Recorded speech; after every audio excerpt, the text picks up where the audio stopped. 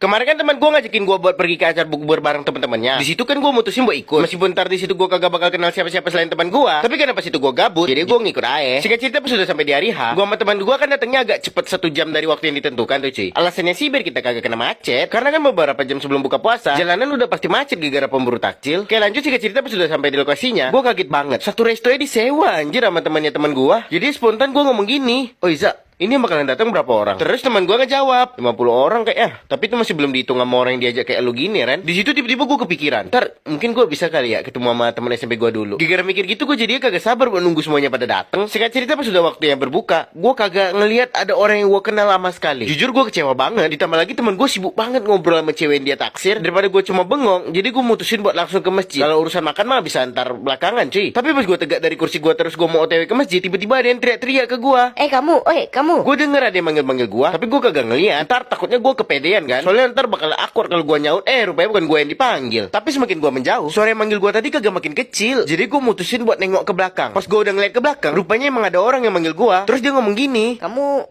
punya pacar nggak? gara-gara pertanyaan itu, di situ gua langsung terdiam. Siapa yang nggak bakal kaget? Coba cuy, tiba-tiba ditanyain hal begitu nama orang yang kagak dikenal, cewek pula lagi kan. Jadi gua jawab, kenapa ya? Terus cewek tadi ngelanjutin omongan dia. Sorry, aku nggak bermaksud kayak gitu.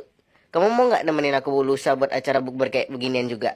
Ntar aku kasih 500 deh. Di situ gue langsung mikir, kagak ada ruginya sih gue buat nerima ajakan dia. Jadi gue jawab gini ke dia, "Oh, aku nggak punya pacar kok." Singkat cerita gue masih cewek tukeran kontak, biar ntar gampang ngehubunginnya cuy, biar kagak ribet. Lanjut keesokan hari ya, tiba-tiba si cewek ngechat gue. Dia bilang gini ke gue, Ren, nanti malam free nggak? karena kebetulan gue ini pengangguran, jadinya gue jawab iya. Terus cewek ngajakin gue buat keluar malam ini. Katanya sih buat latihan biar supaya nggak ketahuan banget kalau gue ini cuma orang dibayar buat nemenin dia besok. Karena gue ngerasa dia ada benernya, gue jadinya setuju-setuju aja. Wong dia yang bayar kok. Singkat cerita kan gue masih cewek jalan bareng tuh ke pasar malam. Di situ kita berdua cuma makan bareng doang. Ama gue ngeliatin dia main-mainan bocil. Gue sih kagak ikutan, karena gue kagak suka main-mainan yang begituan. Terus lanjut pas gue masih cewek lagi nganter beli jajanan ciki yang bisa keluar asap gitu. Gue kagak tahu sih namanya apaan, tapi pokoknya yang bisa keluar asap gitu cuy. Kan antriannya panjang banget tuh cuy. Apa sih di depan kami ada couple yang bener-bener couple, bukan couple gadungan. Mereka ngantri sambil pegangan tangan gitu. Ditambah lagi tiba-tiba si cewek ngomong, Ren, mau coba pegangan tangan nggak? Biar kita besok nggak canggung banget. tanpa wajah basa-basi, gue langsung ngegenggam tangan si cewek. Terus gue ngomong, santai aja, aku udah sering kok ngegenggam tangan orang. Yang gue omongin itu kagak bohong sama sekali. Gue soalnya sering ngegenggam tangan teman gue, si Umar, pas main panco. Tapi tiba-tiba si cewek tingkah lakunya kayak balu-balu gitu. Gue aja sampai bingung kenapa, padahal cuma genggaman tangan doang cuy. Tapi pas itu gue kagak nanggapin tingkah laku dia. Gue mutusin buat pura-pura kesadar aja. Singkat cerita keesokan harinya, akhirnya gue udah sampai di hari yang ditunggu-tunggu. Pas sudah sampai di tempat acaranya, si cewek langsung kenalin gue ke teman-teman ceweknya. Seolah-olah kayak dia nunjukin barang berharga gitu, cuy. Jujur di situ gue langsung rada baper. Tapi karena gue inget kalau ini cuma kerjaan, gue jadinya langsung mikir, mungkin ini cuma perasaan gue aja kali. Terus singkat cerita kisaran jam 11 malam,